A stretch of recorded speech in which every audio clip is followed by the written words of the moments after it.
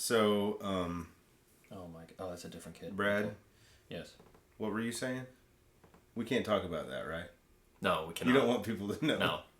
Okay. If My the wife world- would kill me. If the world knew that, you know. My Welcome- wife would kill me. Welcome to Worship Tutorials. Oh, we're live. streaming. Oh, we were live? Yeah, we are. Oh, shoot. That actually was kind of planned and kind of not. We were talking about something that we can't talk about. We can say that my wife and I are having a baby in March. We can't say Bradford is having a baby. that. Well, Seems... Bradford is not having a baby, but Bradford's wife Kaylee is Oh, she's doing all the work. pregnant. Yes, she is. Though I do like to tell her that she's barely pregnant. So And you're so, barely pregnant. Stop. Brad is going to be a father. Dad. Brad is going to be a dad. Soon I'll So, find out what I'm kind of not dad I'm going to talking be. about anything because I always say the wrong things. Yeah. All right, let's move on before I Fuller's do not as going to well. open his mouth. I So don't trust myself when I'm on you. Why I don't don't trust myself Why don't with loving all you. of you tell Bradford about how everything is going to change? My PayPal- The world as you know it. My Yes. PayPal is bmutualmusic@gmail.com That's if you right. want to... The world, Brad does not need your donations. He's fine. The world is going to be. I don't not you better, need them, You though. better go see every movie you can. Oh yeah, I'm never going to enjoy- get any guitar gear Enjoy anymore. every last moment of sweet freedom. Yeah. You know, that's a myth. Let's just say this. All of the guitars in this room, almost all of them, were acquired after I had a child. There are like three guitars in this room. Most of these guitars were acquired within the last year. No, they're not. There are three guitars in this One. room. 2, Just a couple. 3, That wouldn't be most of them. 4, 5. What are you looking at? That, the Voyager, the Epiphone, the PRS. I've had the Voyager for more than a year. Has it really been? I don't think so. Is it the not? McPherson? I think most of them. So that's older than a year. That's older than a year. That's older than a year. That's older than a year. That's older than a year. That's older than a year. Okay. If you walk We're into live. a carpenter's workshop, do you say to Come hang him, out. "Gee, you have a lot of saws"? Where are you going with this, Fuller? Do you say, "Gee, you have a lot of hammers"? Okay. I know you build houses, but is 20 hammers necessary? One does not do that. That's valid. Yes, 20 I'm gonna hammers tell my wife are that. necessary. Do you walk into a dentist's office and go, "Geez, Fuller. you have a lot of chairs in here"? One does not do that. So we wanted to start off the live stream today by encouraging you. So the three of us, Fuller, me. Bradford, and myself, you okay? I'm fine. Okay. I just ate 4 Slim Jims and 2 packs of I tuna. do not want to smell your That's breath. disgusting. I feel That's good. bad. I'm fine now. Sorry. Okay. We need to get that protein in. The three of us have heard from many of you via comments, like whether it's on Facebook. A lot of you have written into us personally, and we read that stuff. And in some cases, we've been able to connect with some of you. We'd love to be able to connect with all of you personally, like if you reach out, but it's just we don't have time in our lives to do that. You may have noticed we have over 500,000 subscribers. Not to flaunt, more just to find reality. Who is it that says "do for one"? That's the Andy guy Stanley. from North Point. That's Andy my Stanley. philosophy. Do for Do one for one what you wish you could do what for you everyone. wish you could That's do what I've for been all. doing. So that's why Fuller does lots of things for me only. Yes, No. and so, but where I'm going with this is we've heard from a lot of you, and we know that a lot of you are in the middle of a struggle, right? Yeah. And whether you're a worship leader or a volunteer on a worship team, part of a worship team, whether you're staff or whether you're volunteer as a leader or volunteer, as a leader or team member, church life is hard. We know because we're in the middle of it. Life is hard. And the three of us have been at a lot of different places, and we've experienced a lot of struggles in ministry, and we know that it's hard. And so a few things we want to say to you guys today. We just thought, Fuller and I were talking last night, and we're just thinking our hearts really go out to you. And I know Bradford feels the same way. One of the reasons this channel exists, I feel like one of the reasons this platform exists, that God has given us this opportunity to do what we do, is to be a light in a dark place. And sometimes that dark place is in the middle of a staff meeting, you know? Or, not that that's where the enemy lives, but like that's where there's a struggle, right? There's often a struggle. And ministry is hard. Hey, Curtis. And a lot of you have said, like, Fuller, I know you've talked with a few people, and what people say are like, am I the only one? Yeah. I talked to 2 folks this week, specifically helping them through some stuff, and it's just like, People the feel stories, I would say the story's the same, the names have been changed to protect the innocent. Yeah. You're most likely not alone. Life is hard, Other people ministry is have gone difficult, through what you've gone human through. nature is Yeah. similar, so, and that's what I love about, worship tutorials in this community is that we're all kind of in this together. Yeah. Even though we may have never met, even though we might be in separate countries, different cultures, we're all really experiencing a lot of the same stuff. So be encouraged today. And so be encouraged that, like, if you're struggling, you're not alone. Other people are going through similar things, have gone through similar things, will go through similar things. If life is great and you've never had any struggles in ministry, that's great. We're happy for you, but also realize that it's coming. But we just want you to know that that God is using you to do great things. Yes, He is. If you're a part of a church, I mean, just unequivocally, I think you can say, like, the church exists to be the light of the world. Yeah. And so God is going to use you to do great things. And while you're going through something that's really hard right now, depending on your situation, there might be any number of things that need to happen. But just know that you're not alone, that God is with you, that other people have gone through what you've gone through. Find people to reach out to as well. But I think personally in my life, I shared this in a video. If you watch our How to Know When to Leave series here at Worship Tutorials, I shared in a video a specific story from my, previous church staff experience where I got wrongfully fired. Yeah. And it was a really, really hard thing, and it came at it's funny you mentioned, like, Brad, that you guys are expecting a baby, because I got let go from a church for reasons that were really stupid. That's all I'm gonna say. And then, like, literally a few days later, we found out that Angie was pregnant, and so it was like I lost my job. We're having a baby. All this stuff was happening. Yeah. And then Fuller hired me. So, yeah. So reached down and grabbed you out of the miry clay. Well, the other thing Psalm is 40. The other thing is this. But, man, we've all been there. God is also using your circumstance to do something in you. Yeah. Yeah. It's totally. not always about the external things that we're trying to fix, or, like, if you're going through a trial, God's using that in your life for a reason.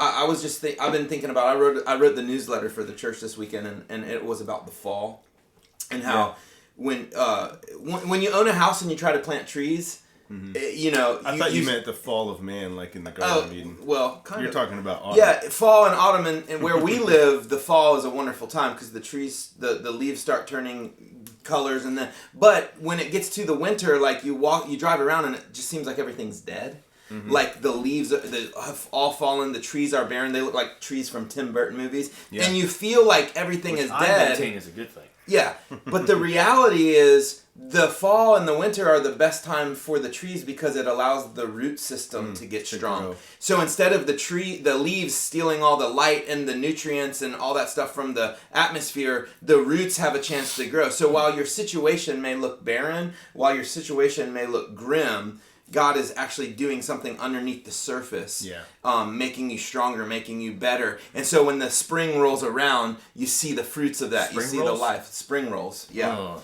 So, so be encouraged. Like, people are going through some hard stuff, man. Yeah, they are. And you're not alone. Others have gone through it. Others are going through it. And there's a light at the end of the tunnel. We just wanted to encourage you. Just God put that on our hearts. I saw something the other day. A friend posted this. It was like a post of a post. But he's like, like an arrow is designed to do a great task. An arrow is designed to be hit on a mark, on a target. Shoot out of a bow. Yeah, you shoot out of a bow. Like that task can be a great thing. Like that arrow could end a war or something, right? Yeah. It's a powerful weapon. But start one. But first, that's true. Who shot first? Han. But in order for an arrow to be used properly, it has to get pulled back. That's right.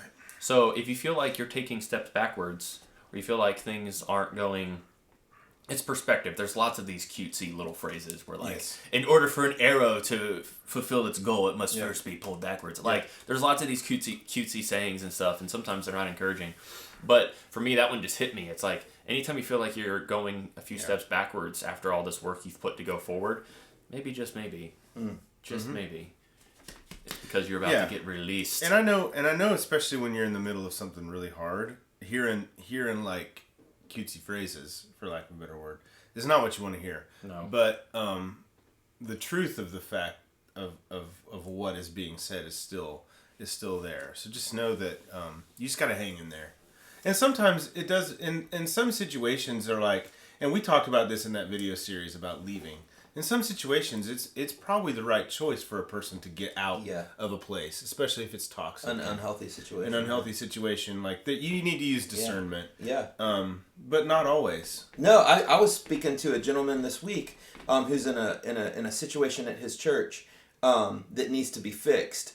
But he loves his church. He's passionate about his church. He loves his pastor. And that was a kind of a cool experience because it's like now you actually are primed and ready to make a change, to make a big difference, and to move forward. Yeah. Even though it will be hard, it will be difficult, there's going to be conversations that need to be had, you're now in a really great position because going through a season of barrenness and ending in a season of like a land flowing with milk and honey is a very rewarding thing. That sounds familiar. It is. It's biblical. Brad, you were talking about the illustration with the arrow, and Russell Shinton added to that. He said that arrow could also be in the quiver for a long time. Yeah, and that is so true. So, even further to my point is when you pull the arrow out and you feel like it's about to get used, but then you forget like you have to get pulled. It has to get pulled back before it's released. Yeah, and so that's a great visual lesson. But what Russell is saying is true, and that's true in my life, Russell, because I think a lot of young worship leaders want to reach like they think I need to be at the pinnacle of my career at the age of 24, or whatever. But I'm 40, and like God has put me in. Have you peaked? I hope not. God has put me in places all throughout my life to prepare me for where I am now. And I believe, we say this at my church all the time, at our church. My church is the same as their church.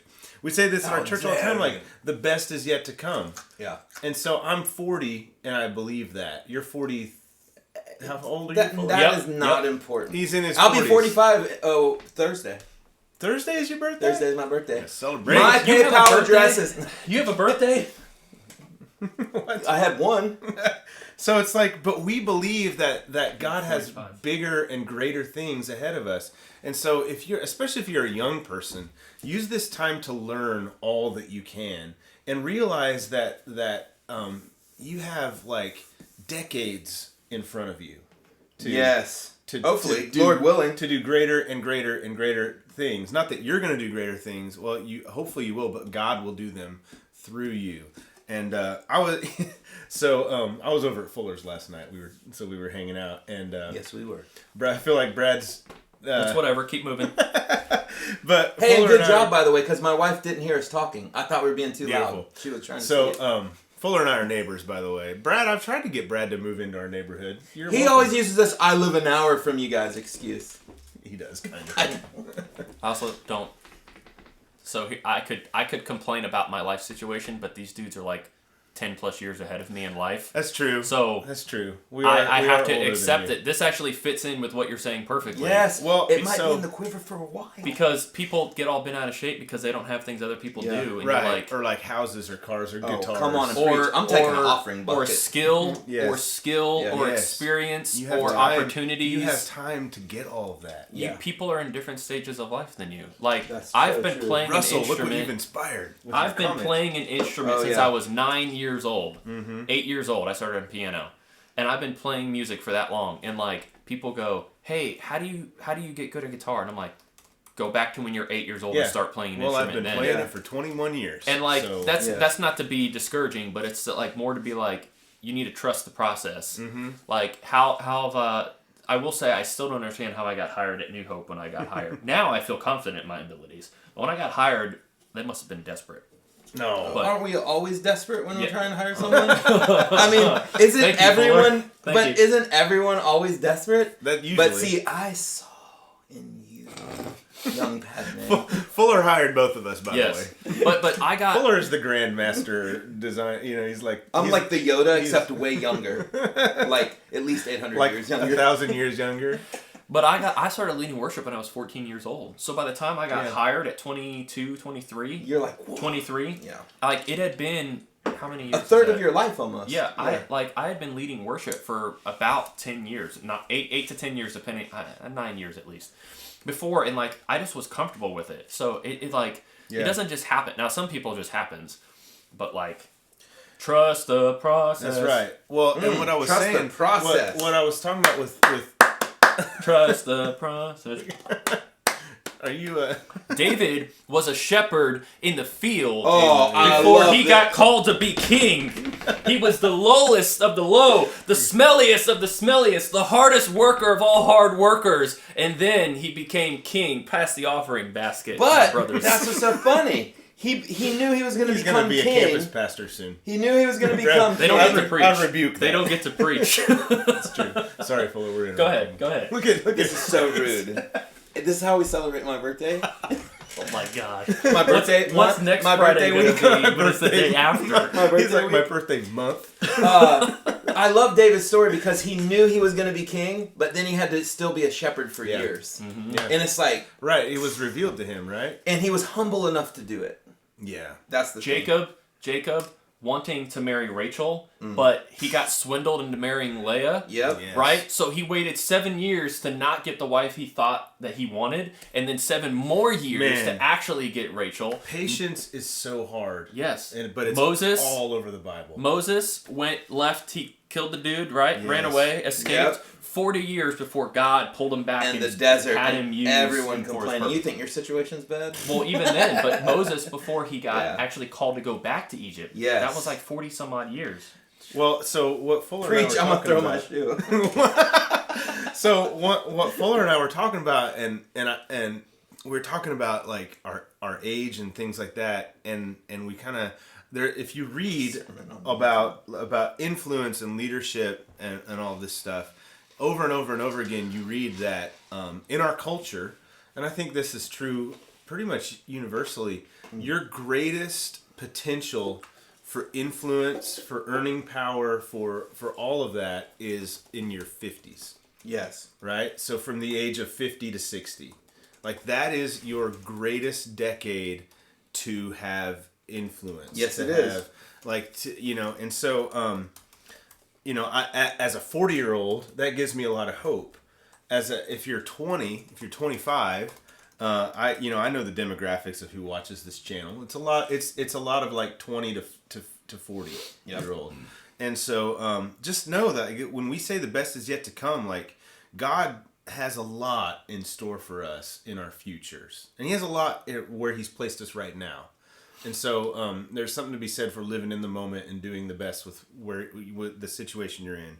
But also know that like there are big things in our futures that God is planning to do in and through us. That's encouraging. Yep. Garrett Fry, thank you for the super chat. Super chat. He says you guys are a blessing. Garrett, have been a blessing to us. Go Crusaders! Yes, Fuller wrote that song for it. What a 5-second PSA for a town in California. For something. It's for like people. It's like city codes. It's crazy. I'll do anything for a buck. He does have his limits. Well, at least like $100 probably. Right? yeah, it was actually. All right, do we have some questions?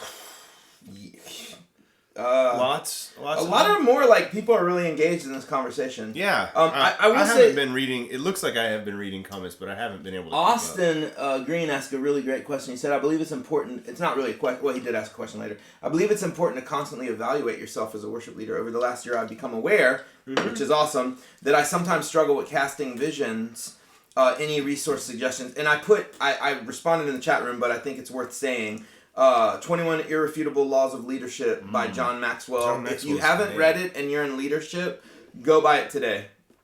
I make no money off the purchase of this book. If I did, that'd be awesome. But that is the greatest leadership book that I can think of. If you could put my Amazon affiliate link in there, you go. then I would make money. put it down there. That's a fantastic book, and if you read through that whole book, your entire perspective of leadership will be changed. Yeah. Literally everything you know about leadership. Speaking of books, we never did update your reading list. Oh, we got the reading list in there. We'll put it in. I'll just start randomly typing titles of books. Also, coming soon to nowhere near you, Bradford's 21 totally refutable laws of leadership. Yeah. We talk about those a lot. Pretty much everything I say. My favorite of Bradford's totally refutable laws is if you're good at something, don't tell anyone else how to do it. Yes. Keep it to yourself. Or the opposite. The opposite. If you don't want to get asked to do something, do a poor job of it, and they'll never ask you again. Right. A lot of people seem to be taking that advice. If you don't want to do something, like do a terrible job when you're asked. Yes. That way you don't. You also could get yourself fired. Hey, I will say this: if you ever get a job at a church and someone asks you, "Hey, do you know anything about photography, graphic design, or video?" Say no. The answer's no. Unless you want to get roped into doing it. Yes. Yeah, unless you want that to dominate half of your life. Or do what I do. No hablo español. What's funny is, though, because... No, there's a lesson there, because in small churches, I was in this situation where it's like, whoever the worship leader is also is like inherently the creative director. Or like the student pastor. Yeah. You know, and it's like, now it's up to you to build a website, to create all the graphic design, all the photography. Yep. And like, that is a full-time job. Apart from leading worship. You don't want to do all that at the same time. You may like that stuff. I love it, personally. But, like, I wouldn't want to do it while leading worship. I mean, if you like doing it, then do it. Like, there's certain reasons. But the point is more that a lot of times worship leaders get put a lot on their plate. It's they too much. People think that all you do is Sunday. Yeah. All right, here's the question. Ready for this one? Yes. Steve Brady says... Question. Here's a story. How loud? Man Brady. Pastor feels the congregation should hear each other singing to the Lord. We are at about, ready for this? 72 dB. 72 decibels. I am talking at 72 decibels right now. 72 decibels is very quiet. Fuller. Auditorium. Fuller. Oh, there it is. 84. How dare you? Fuller gets loud when he gets passionate. Auditorium holds 1,600 people. You could go like 90. I'm thinking the air conditioner is 72 decibels in that room. Yeah. Like if you're so here's the thing: if you've got like electronic drums, which you may or may not, at 72 decibels, you can hear. If the music is 72 decibels, you will hear the stick. It'll sound like this. Hitting rubber. Yeah. You'll hear the stick hitting the rubber mat or rubber trigger. Over the sound of the actual sample. So, he said, I'm not speaking up, yielding to the pastor. So, okay, first of all, you have every right to speak up. It's your ministry. Is he the worship leader? With respect. With respect. Well, I'm assuming. Well, I will say this, though. Like, you can speak up. That doesn't mean you're not yielding to the pastor. That doesn't mean... So, I think it's important to know that you have the right to bring things up. You have the right to respectfully and with honor ask questions. Ask questions. And get some vision.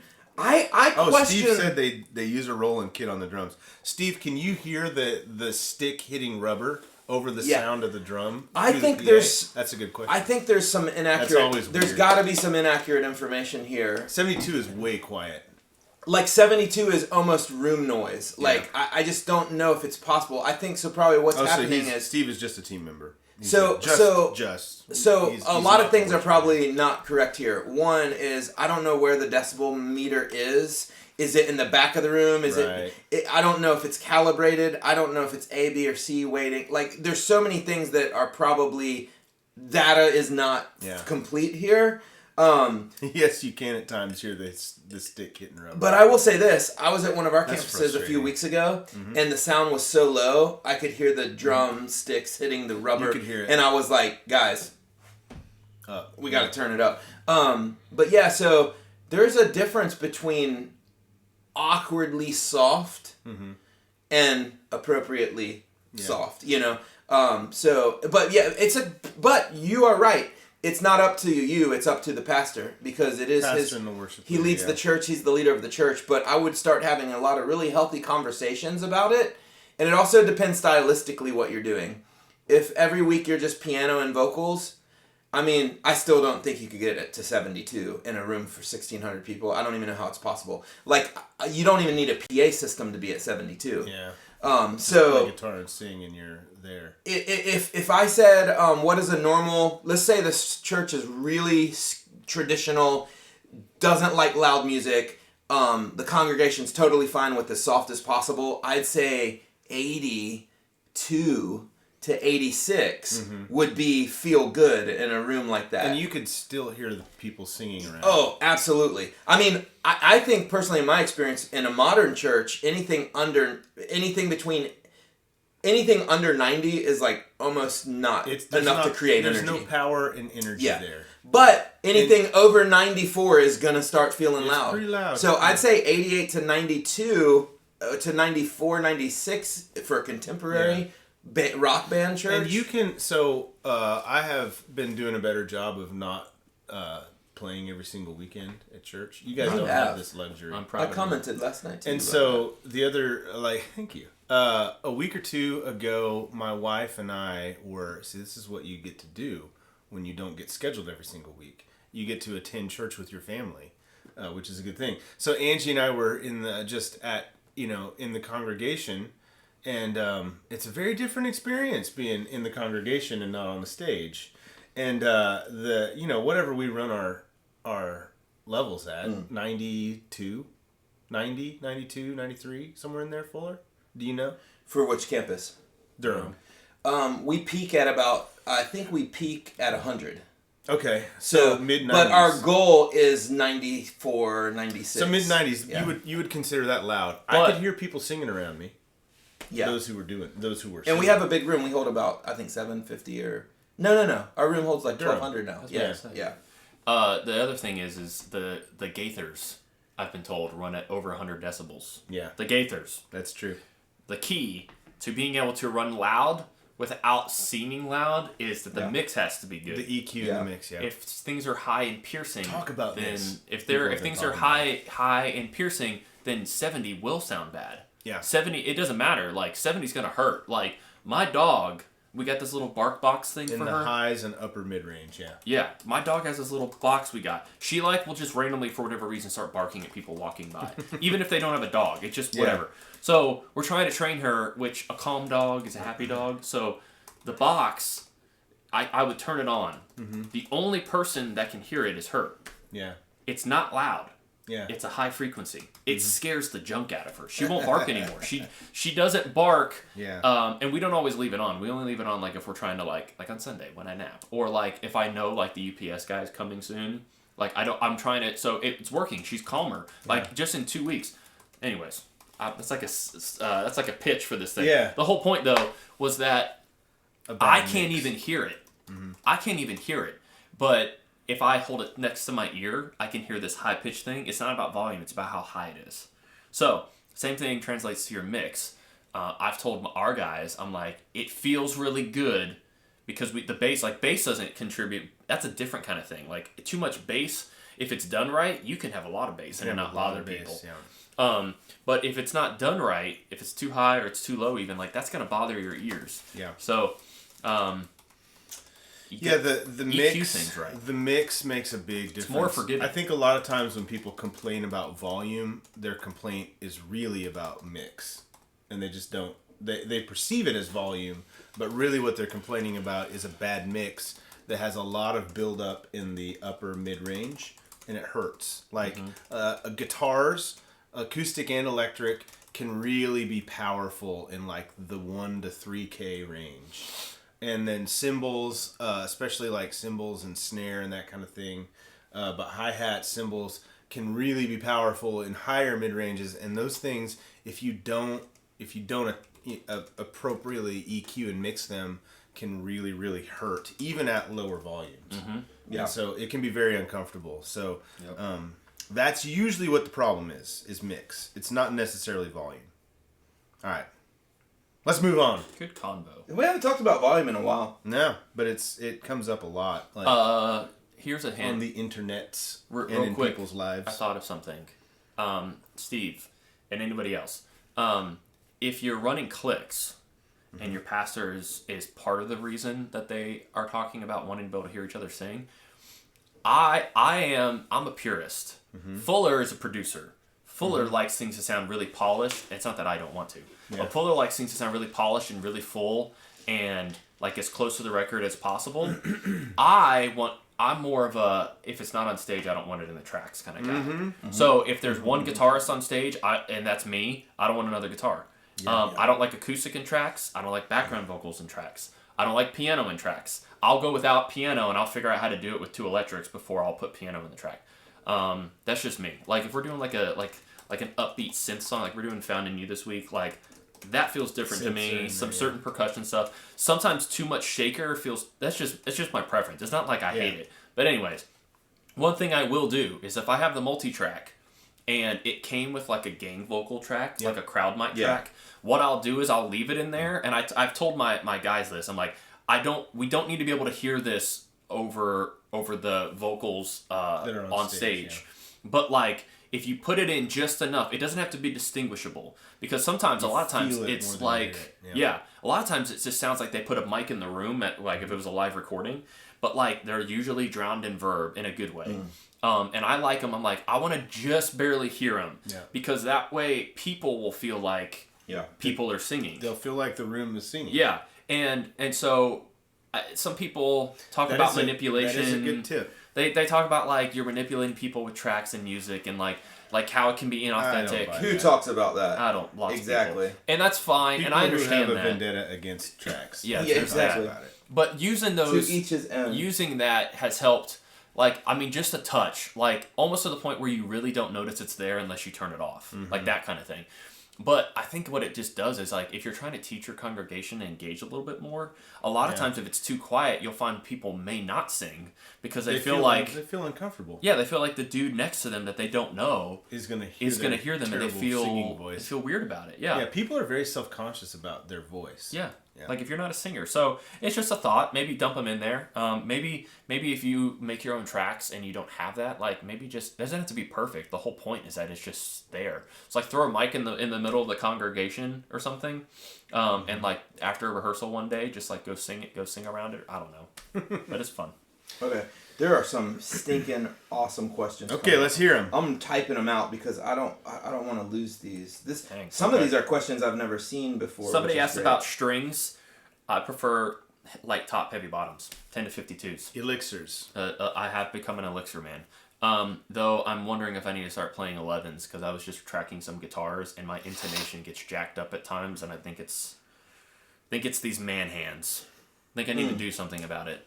You need a thicker piece of steel underneath those. Thicker piece of steel. All right. This is some good stuff here. Okay.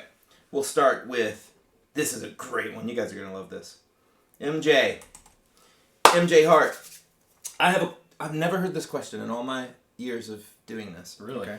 I have a chance to be a worship intern at one church. Yes. But I have been attending and leading worship at a different church for 4 years. How big is loyalty in pursuing a career in worship? What a great question. How important is loyalty? What an awesome question. I value loyalty, but I will go where they value loyalty the most. Quite true. That's funny. Man, this is great. I can speak from the perspective of a person that hires worship leaders. I run into this all the time. I don't know how to answer this question. I run into this all the time. I think, for one, just asking the question says that your head is in the right place. Yeah. Here's how I would answer it. Every situation is unique. Every situation is different. Because the reality is you're raising up here's my perspective I've learned. I'm raising up a generation of worship leaders. When I hire Brian Wall, my goal is to see him become all that he can be as a worship leader. When I empower a volunteer, my goal is to see all they can become as a worship leader. One of New Hope's visions, our vision is reach, teach, release. The third part's always the hardest part, because the release means sometimes saying goodbye. It means I'm creating a culture, but at some point is my culture that I create going to be able to sustain the calling God has on your life? And so the first thing I would say, is there a place for you at the church you're at? Is there a path for you? And the reality is, if you were going, well, my church now wants me to be an intern, but this other church wants me to intern, I'd say that's a different conversation. Yeah. But most people get to a point where the place that they're at can no longer support the calling that God's put on their life. For example, if Brad felt called to be the global worship leader and above all, if I'm there in that role, then we can't both have that role. Yeah. So God might be calling Brad into that role, which would mean that either I'm stepping out of the role and he's going into that role, or then Brad is at a point where he needs to find a place that can support that role. So this is not really about loyalty to me as much as what would be disloyal is if you didn't tell anyone, you were manipulative, and you abused the people you were around to get to the next level. That's not good. But when you're in a place of growth and you just get to a point where you're going to be stepping into this, you're looking at an opportunity to be a worship intern. And if your goal and your calling is to be a worship leader, then that is the opportunity God's opening for you. Now, how you transition is very important. Right? But I mean, when I personally transition people into other roles, I've seen at least 5 of the worship leaders I've hired now go to other churches, some large churches that are doing my job at that church. There's no greater fulfilling feeling for me. And so you celebrate that. And so when you get to that situation, hopefully the church you're at will feel like they're a part of. Hopefully, right? Yeah. Because man, that's a tough thing to do for church leadership. It's very hard to say goodbye to someone who's amazing. Church leaders are really good at doing this. Yeah, holding on too tight. And you know, you talk about biblical lesson. The Bible is full of hold on loosely of that. And just trust that God will. Honor it. If you are pursuing a career in worship, then you have to go where God opens the doors. And if it happens, which is rare, that it's the church you grew up in. It's very rare. If it happens, fantastic. But loyalty to me is a lifestyle, and so you can totally be loyal and have people bless you on the way out. So great question. You got something? The other thing I would say, you need to do some evaluation for yourself. We can't like really do this for you.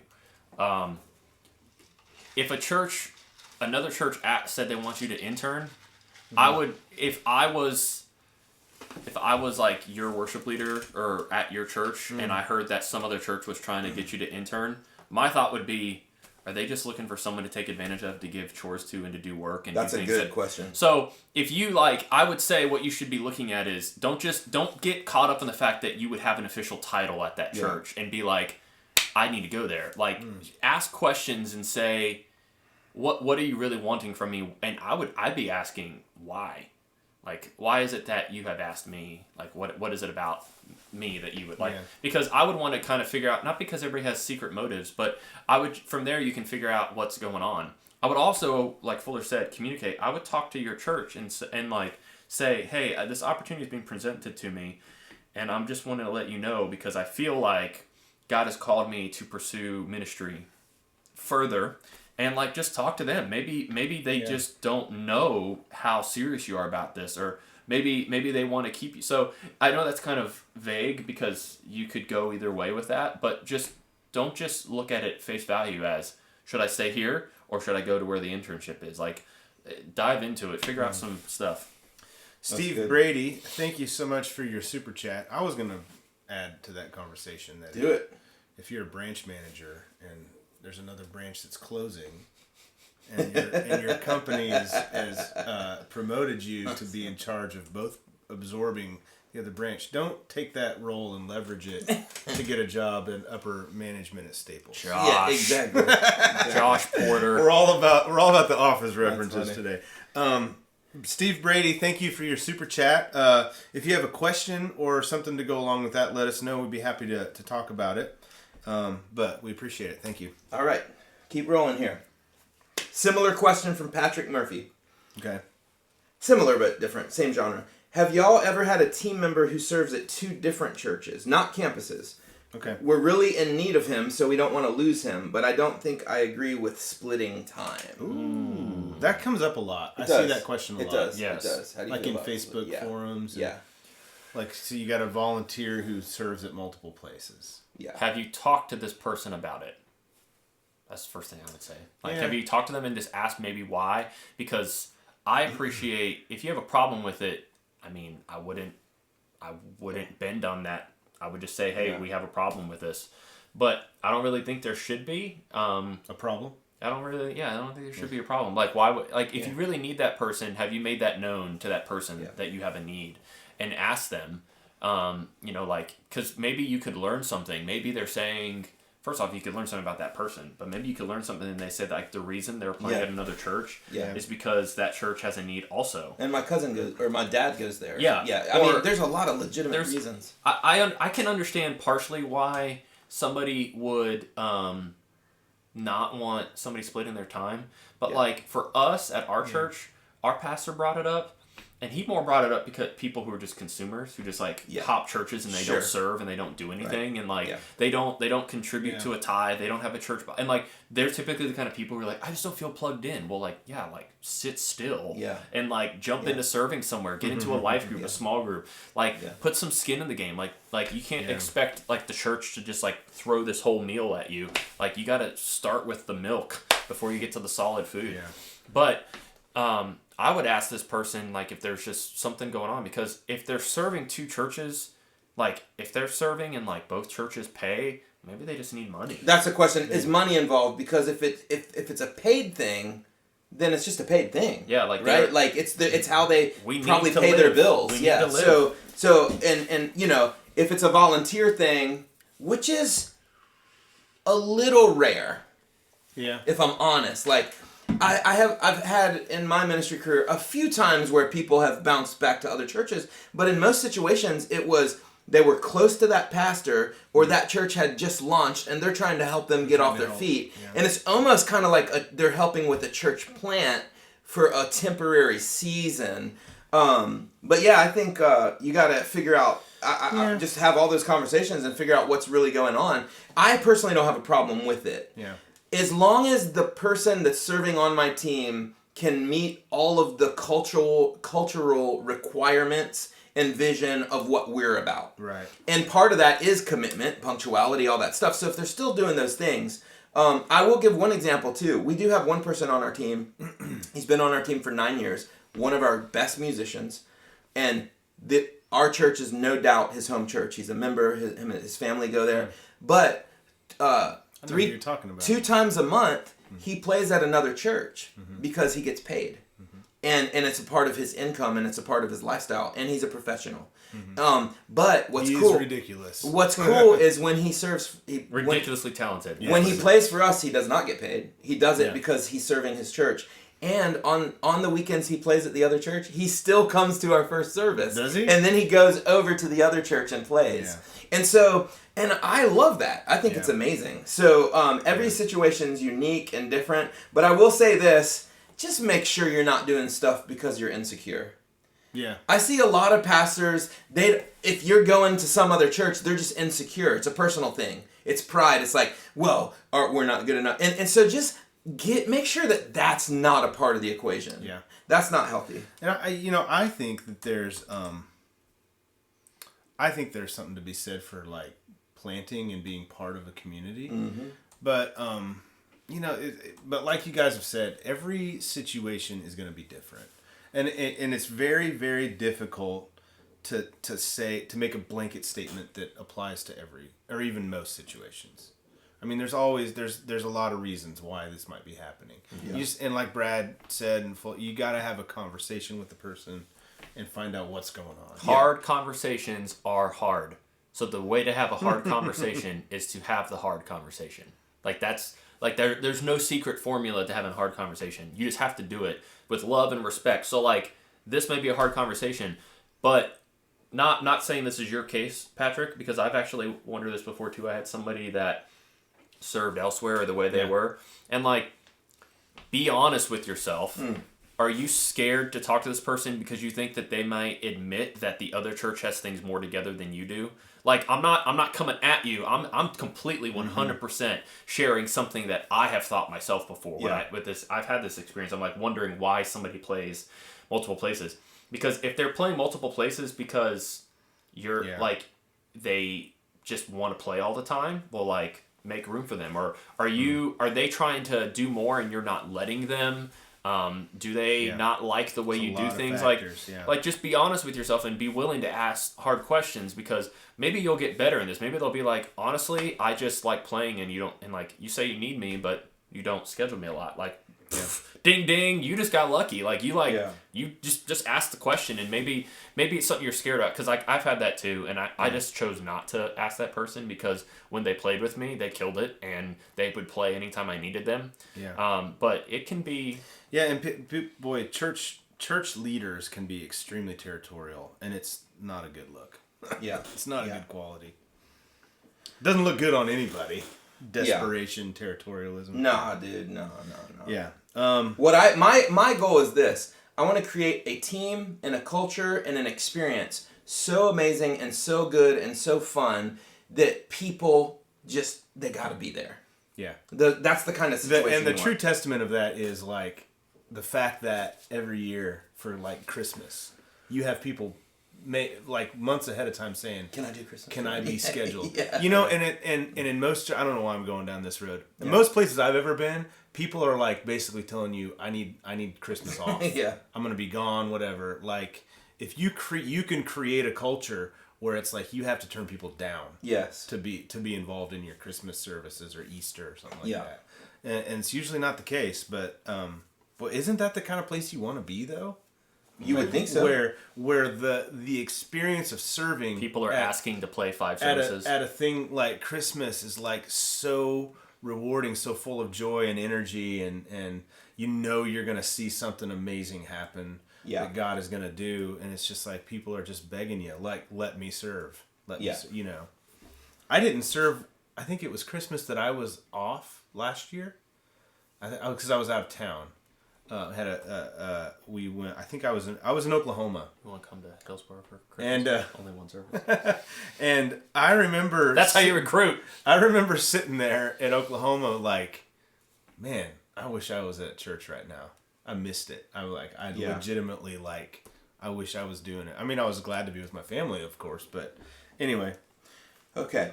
Good stuff. That's a different deal. We got about 10 more minutes. A Christmas off. That'd be awesome. Yeah, seriously. Man, there's so much good stuff. We got about 10 minutes left. Must be nice, Brian. You guys just quit your jobs. And it's like great thing to complain about, Brian. Gosh, I miss church. All right, we got about 10 minutes left, and we got a bunch of great questions, so maybe we can do some quick answers. Okay, cool. Let's do some rapid fire. Okay, I'll skip that one because that's not a short answer. Hey, dudes, I'm a worship director in Omaha, Nebraska from Zach Jones. What are your thoughts on how to get buy-in from your worship team and time commitment and church's vision at large? Have a team night and tell them what you need from them and what you like from them, and make an ask. Have you done that? Because like that, I actually sat there and did that to myself yesterday. I was thinking about some things, done it? Yeah. And I was like, I haven't brought this up in a while, and I'm like, that's kind of my fault. Like, vision has a shelf life. The people that are in your ministry, probably don't think about leading worship all the time like you do. Probably have 40-hour jobs, probably have families. Like, they have other things on their mind, so they're not thinking about... They're probably waiting for you to tell them when you need them. They're probably not practicing until the night or two before rehearsal, which isn't... I mean, if they come prepared, I'm not knocking on that. Like people, but they're probably doing that because they have lives. So, get your thoughts together. Get someone on staff that kind of correlates with you in that ministry. Maybe you have a production person, or maybe you can get your pastor to be a part of it, or maybe you have somebody who like you report to that's not your pastor. Whatever. Just get somebody who can be in sync with you. Maybe a few people that you can be like, this is what we want to do with the ministry, and like get them to be on board with it also, because then it doesn't feel like it's just the worship leader trying to shake things up. It's like, this is the vision that myself, our production director, our music director, our pastor, our campus pastor, whatever, wants to see for our ministry. And so actually I'm going to be doing that with my team. I just have a few people. Just long story short, we merged campuses back in February. And so we haven't had an opportunity as a team since then. And I'm like, you know what? It may be really good to sit down with everybody again and talk and just be like, here's the vision and here's vision leaks. Vision leaks. That's one of the irrefutable laws of leadership. Vision has a shelf life. Yeah. Nehemiah. John Maxwell. It does. Every 30 days. Nehemiah, when he was it's building the wall, the example is, if you kind of look at the way it's written, he talks about every 30 days, he starts talking about why they're doing it. Remind them of the vision, So, I mean, maybe you need to do it every 2 weeks, because every time people serve, because they may not think about it, for another 2 weeks, but... Russell said the Bible says without vision people perish, but can also be translated without ongoing vision people perish. And Pastor Benji always says without vision people go to another parish. That's right. Here you go. I got an exchange for you. This question, and then someone answered him. Oh yeah. Saying, where was it? I said because you were holy. I am holy. Okay. Anyway. All right, you ready for the bomb? Here's the bomb. We field that question all the time. It's time to answer this question, guys. Hey, this might be the last one, because I got a cheeseburger on the brain. This could. Ooh. Mike Moran, what do you think about doing songs from groups you have issues with? Oh my gosh. My church has stopped us doing. Oh my gosh. My church has stopped us from doing Bethel songs because we don't want to support the church, but not the content of the songs. I'll stop and say that if someone has a problem with my earrings, maybe just stop supporting the channel, because I ain't gonna change. You can't convince me that otherwise. Oh, Aaron says because he's old. Yeah, there it is. You can't convince me otherwise, so we're not gonna capitalize. Okay. There is a culture in modern Christian circles of finding everything wrong with other people's ministries, going out of our way to discredit another church, another pastor, another ministry, and I think that it is the work of Satan. That's a strong statement, but I think it is the work of the enemy to divide the church. Now, I do believe that it is important that everything that we see, we evaluate it against Scripture, against the Bible. And if you see something that's blatantly against the Bible, then Matthew 18 gives us a great framework by which that we should approach that. And guess what it doesn't say? Gossip about it to a bunch of people, a bunch of strangers because that's what Facebook is. And so like, now obviously if there's a pastor out there and they're preaching a message that is not biblical, okay? Like, calling that out is not a bad thing. But I see time and time again, it's like people just, and I don't want us to get into Bethel Church and their theology, because there's so much out there, but I coming back to that, first of all, I think that it is the work of the enemy to divide the church in some respects. Not all of it, some of it. And I think people who go out of their way to discredit other ministries and stand on top of a mountain and shout it, to anyone who will listen, I don't think it's a good thing. In the name of, or by quoting Scripture and saying we're supposed to do it.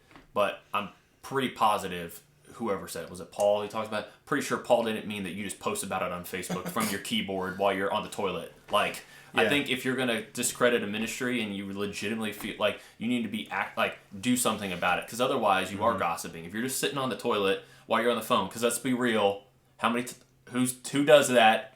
Let's be real. If the only thing you're doing is just making noise. Paul also talks about if you're just a clanging cymbal if you say and do things without love. Yeah. So if all you're doing is trying to discredit especially when it tends to be people... We don't have enough time to talk about it. Especially when it tends to be successful ministries, ones that are like, you're seeing massive fruit. You're like, I'm not saying money, I'm saying fruit. Like, money is fruit, but like I'm saying fruit. You're seeing fruit from it. People being saved and lives being changed. And Jesus also says when the disciples start complaining, this guy's doing things in your name and he's not one of us. Jesus goes, those who are not against you are for you. And at that point, also John 21, the disciples are arguing about who's like the better disciple. Preach it, They want Bradford. to know. What about this guy? And Jesus goes, it's not for you to decide if he's with me in heaven. You follow me. Or he said, like, what is it to you if this man remains with me? Appropriate for this topic. And so, but the question was, thank you, Brad. That was good. Wait, I haven't said anything yet. I know. I can see him stewing over there, too. When Fuller's really, really, really quiet, just get ready. Okay, so you're talking about songs. I think it's really important to evaluate the song based on the song. Like, is the song... So you're talking about Bethel, and you're... He's pretty good. Is there a fin coming? So you're talking about... But now, what did the person asked the question, did they say their pastor doesn't want them to do songs by his church? They said, what do you think about doing songs from groups you have issues with? So church has stopped us. Oh, from doing Bethel leadership songs. has stopped them. So you need to. There is also something to be said for if you're a member of a church, leadership in your church has made a decision. You need to honor that decision, and if you can't, then you're probably not in the place you need to be. Yeah. If you can't agree with the leadership's decisions of leadership, but if you're in a decision-making role, I think that it's so important that we evaluate songs on the song. Is this song biblical? Is there anything in this song that we don't want to be singing or proclaiming? And I mean, honestly, the Psalms, I always go back to the fact that like the Psalms are written by a very, very broken man, David. Yep. I mean, David, guilty of adultery, of murder, of at least conspiracy to murder, yep. Right? And so, and we sing things that man wrote throughout all of church history. Is like a book of the Bible. And so, David like had a massive affair. Yeah, I think that you go down a dangerous road of judgmentalism because of it, when you do this. All right, Fuller, talk. You're ready. I'm ready. It's such a... Let me get my tea. This question... Kermit the Frog. This question is a result of what I think is the basic problem with humanity. And I will quote a song lyric from John Mayer, who is not a worship leader. No. But I think this is one of the most... In his own right. Not the right way. Yeah. Not the right way, but he leads me to the throne of tone. The one time... Continue, sorry. The first time I ever heard the song lyric, I just remember thinking to myself, that's it right there. I think I know what you're going for. Yeah. And this goes for this stuff. It goes for any theology. It goes for anything you think you believe about whatever. I mean, you could talk about, whatever it is. Any topic, you name it. Any controversial topic. I'm trying to think what lyric it could possibly be. And it's this. It says, you can spend your whole life being wrong and swear you're right. Yeah. And when I... Not the one I was thinking. When I think about that, it is so true because the reality is this. There are things that... I just went to Washington, D.C. Mm-hmm. And we visited Ford Theater where Abraham Lincoln was shot. Mm. The Civil War was about slavery, basically, at its core. And there was a group of people that realized it was wrong. And there was a group of people that swore it was right. Mm-hmm. And fast forward 100 years to where we're at now. There are very few people that think slavery is right. Mm. And the ones that do are considered whack jobs. Are crazy. Right? 100 years ago... Evil. They're considered evil. 100 years ago, if you would have been talking about slavery on YouTube or Facebook... The debate would have just been... And so... Yeah. Be careful, whatever you do, wherever you are, to think you're right. Mm. Because over time, there have been so many things in my life 10 years ago, I thought I knew, and I thought I was right about. Mm-hmm. And now as I learn and as I grow and the Lord reveals things to me, I look back and go, man, I was wrong. I was wrong. You know the phrase "young and stupid"? It's often true. It is. And I can say that in my own life. So I just think when it comes to that, here's the deal. Go with what you feel like God is leading you to do. Yeah. But keep it to yourself. Because your perspective and your beliefs and your theology aren't necessarily right. It might be right for you at that time, but be careful how you treat other people because they don't agree with you or you do things differently. And I've discovered in theology, especially, who are we to think that we understand the God of the universe? Who am I? Seriously. Yeah.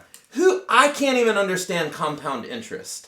But yet I'm going to sit here and try to say that I know what spirit-filled worship should look and feel like. And if you're doing something different than me, you're wrong. And let me tell you why. But yet I don't even know what the quantum theory is. I can't understand the string theory. But I can understand the God of the universe and the mystery. The one who created it? Yeah. And suddenly I know. And then we get down to as small as we're talking about songs. Yeah. Songs. Yeah. If you don't like a song or you don't agree with the song, there's a million other songs out there. Don't do it. But I'm really concerned for there's at least 20. A million. I'm concerned for this generation because of this, and I think that we're gonna all look back in 50 or 60 years and go, what fools were we? We slung a lot of mud, and you know what? We were all just dirty. Yeah. Covered. Don't judge another man's ministry. Well, another point about this is you only see people. And for the record, I'm not a huge Bethel fan. I never have been. Okay, Yeah. I'm not because Ron goes. Really, well, I guess Fuller loves Bethel. I'm like, you really only see people talking yeah. about really large like Bethel, Hillsong, Elevation. Well, because it's safe now because other people are on the bandwagon. So in groups, there's safety in numbers. Well, so let's all do And this everybody stuff. wants to knock on the big guys. Like the people. So if you're going to pick holes in their ministry or take sound bites and use that as ammunition against them, like my question is, again, it goes back to Matthew 18. And I realize that this is a loaded question because like how many of you or of people that do this have really gotten to know their ministry, have really gotten to know the pastor there, other than an article or who fake leads, news, who leads it, right? Yeah. How many of you have reached out to their church, to their leadership, to ask them questions? Yeah. And I realize that like you can't send an email to Stephen Furtick, like you can't, or who's Brian Houston, right? Or or who's the guy at Bethel? I can't remember his name. Bill Johnson. Yeah. Right. So you can't like personally interact with these people because they don't have time to personally interact with everyone who might have a problem with their ministry. Yeah. But you can spend some time really getting to know their ministries beyond just a soundbite or an article. Yes. Or somebody saw something somewhere and said something. And so I just, that's really important to do. And I don't think many people do it. No. We take the easy way. And it's not to say that there aren't things happening in churches that are potentially not good. I mean, we're all human. Our church has problems. No church is perfect. We have problems. We have issues. Yeah. Everyone does. And so, but we're all on the same side. After you said. Okay. We got two super I'm glad chats. we talked about this because it's getting out of hand. It's something that I personally, my heart kind of breaks for it. It really does. Or because of it. Yeah. Not for it. Mine because, too. I mean, I see it happening all the time, and it's just, I've gone from like anger, like righteous anger, to like heartbreak. Yeah. To see what's happening. Yeah. Yeah. Anyway, we got some super chats. We'd like to acknowledge them. To wrap this up, it is completely legitimate to make sure that the flock you are shepherding is receiving the proper teaching. Yeah.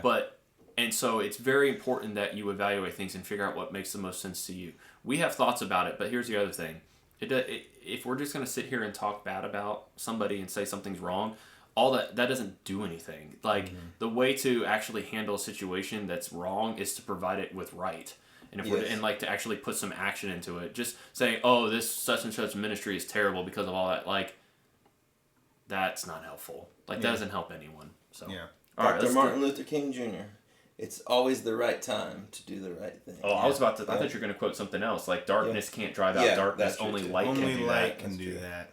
That's man. Okay, super chats. Andrew Stevens, was he the first that we missed? No, there's a couple. Nathaniel Keene is the first. I do have a bonus question if you guys are up for it. Well, we're out of time. So we want to... Thoughts on volunteered... Oh, gosh, this is a topic for another video. That could be a whole video. Thoughts on volunteers grandfathered from previous leadership who have terrible attitudes about the ministry. That's an easy one. Take off the entire first part of the sentence and just read the last part. Thoughts on volunteers who have terrible attitudes about the direction of the ministry. That's the only part of the question. It doesn't matter. There's no such thing as grandfather in ministry. Yeah. What that sounds like is entitlement. You don't want that. That's cancerous. Wow, look at It's also hard. Andrew Stevens, thank you for your super chat. What do you do when you want to be in the worship ministry at your church, but they don't want to invest in you, and you have invested 7 years? So he's been at a church for 7 years. He wants to be a part of the ministry or the team. Yeah. And they... Or he says they don't extent want or to whatever. invest in you. I think you got to have a really hard conversation. Well, figure out if that's true. Sometimes we feel that way, but it's not true. Go talk. Make sure you have the conversation. Go to the person who runs the ministry and go, I've been here 7 years. I want more influence. I want to be a part of this. Is there a spot here for me? Yeah. And if he says, no, we don't want you here, then leave. That's what you said. Yeah. Yeah, they don't want me. I'm thinking that's not going to happen. If that comes from leadership. Yeah. Then Sometimes we build our own stories in our minds. We talked about that earlier in the stream about the open hand, like the release thing. Yeah. Wow. Gosh, Lambertones, thank you. That was quite a super chat there. Thanks, Curtis. He says, lunch on me. Well, that lunch is going to be for Bradford and I. Thank you. Y'all had something last night. Something to go. Derek Barole, what's up? Came late, but love the content. Thank you, Derek. All right, we appreciate Derek is you a very guys. kind person. Yeah, Derek. Come on, one more question, though. One more question. Derek, real quick. Derek, all right. What unit do you use? Don't you use a Helix? Message. Like for guitar? Yeah, don't you use some... Message us. I think Derek, always gives us something. Yeah, if you use a Helix or a Kemper or an Axe-Fx, we have some patches we'd like to give you. Yeah, we'll give you some patches. There you go. Email Brian at worshiptutorials.com or Bradford at worshiptutorials.com. Well, if you email me, you're more likely to get it in a reasonable amount of time. Just because of Curtis's ridiculous super chat, I've got to ask this last question from Matt Pogue. So because of Curtis, you're benefiting. Yeah, exactly. Curtis has extended the stream. The worship leader... We will extend the stream for money. That's the idea. I was like, Here we go. The worship leader is the pastor's dad at my church. Okay. And that's different. Oh, that's that's interesting. Sometimes it's the other way around. And he's territorial, okay, but in a passive-aggressive manner. How do I approach the pastor about this? Ooh, so the pastor's I hate when people are passive-aggressive. Is the worship leader. Yeah, interesting. I wonder if he wrote that right. Well, it could be. Because a lot of times what you'll see is there's a pastor and their son becomes their child becomes a worship leader. How far back was that? And like both Bethel and Hillsong are that way. I couldn't imagine being the pastor of the church and my dad was my worship leader. That would be interesting. That'd be interesting. He's territorial, passive-aggressive manner. Again, take the first part of the question away. You have a territorial, passive-aggressive worship leader. How do I approach the pastor about this? You just have to treat every situation just in a very logical way. It is what it is. The conversation certainly will be harder, and you might get a more biased response. Says, yes, that is correct. Wow. The pastor's father is the worship leader. Yeah, okay. You might get a biased response, right? Because if my son's the worship leader and you come to me with problems about, so I think that you're just going to have hard conversations. I will say, though, that I would think stereotypically, and this could be different in every situation, that a child can more objectively evaluate a parent 100%. than a parent could objectively evaluate a child. You're probably going to go to him and goes, man, I've been trying to get rid of him for years. Yeah, like, you might talk to the pastor and you're like, yeah, that's my dad. It's just the way he is. Yeah. You know what I mean? Yeah, Whereas seriously. a parent would be probably far more likely to protect their child. Yes, right? I agree 100%. Because that's just what being a parent is. Yeah. So you might actually... It might be easier than you think to have that conversation, but I don't know. Like I said, that's just go have the conversation. Situation's different. Go have the conversation. And follow Matthew 18, like we said. You need to talk to the worship him leader first and be like, hey, you're coming across. That is the scriptural. Yeah, you're coming across mandate, a little passive aggressive and like I mean, the thing is like those conversations are hard. Yeah. But the only way to have a hard conversation is to have it. Yep. And, like, if you're doing it with love and respect, and, like, Brene Brown, is that the name of it? Yeah. So what's it called? The book? Remember. The lady who read the book. But we talked about this one staff meeting. Yeah. Where, the story I'm writing in my head, and I don't like that language. It seems a little cheesy. But the whole point, is, like, what you're basically saying to this person is, can I just tell you what is happening right now, like, how I'm perceiving this? Yeah. And I don't know if I'm right, and so I want to ask for clarity. And like, what you're doing is you're letting them know, like, you're not tricking anybody. You're not like doing some like Rising Strong. Rising Strong. Yeah. That's the book. Yeah. What you're doing is you're basically telling somebody like, look, you're coming across a little jerkish, but you're not doing it that way. You're saying it respectfully. So like, if a leader of mine comes and they want to say like, look, what you're doing is coming across this way, I'm going to listen completely different. Yeah. But like if a peer comes up to me and says, look, let me tell you what just happened, like how it felt and how it went down. I said, and you have to assume the best about that person so you can actually have this conversation. Yeah. Be like, I don't think that's how you're intending to come across, but it comes across like you're being a little passive aggressive. Yeah. You're coming across a little territorial. That's a hard conversation. But it's not easy to do. Yeah. But if anything is worth doing, it's worth doing right. And the way to do something right is just to have the conversation and to do it. Yeah. I will admit, as much as I'm the proponent in this group here of just having the dang conversation, because we have a lot of people asking questions. They're like, how do I do this? How do I do that? Like, I'm always just conflict resolution. A lot of it comes down to you need to respectfully just go and talk to that person. Like, there's no trick to it. Just do it. I will say, be honest. I have a couple situations that I'm wanting to address, and I did have to address one, and I was glad I did. Yeah. Because that person received it well, and they were like, I'm on board with you 100%, and it was as easy as just talking to that person. Yeah. The other thing is, I have a couple other things I need to address, and it's scaring the junk out of me. So, because I know these things are not hard. I know how to tell you to do it. Are hard. Doing it's different. So I just want to admit, I just want to be transparent and say like the answer is easy. We've all been there. We have. I'm there right now. There. Brian's not because he quit. Quitter. Quitters never win, Brian. Winners never quit. Andrew Stevens. He's following up. Thank you for the super chat. He's following up on his question. He said they want me for free, but I want a career. I think he was the one who had asked about whether he should stay or leave. Well, then there's your answer. Oh, Matt said they're scheduled to have a con on the 27th. Well, that's good. Good, Matt. 10 days after my birthday. Jonathan Hudson, thank you for your super chat. Love the work you do. Love your Helix patches. Jonathan, thank you. We appreciate it. All right. Curtis said, go as close to the source as possible before listening to the Babylon Bee. All right. Feelings are now acceptable as math answers.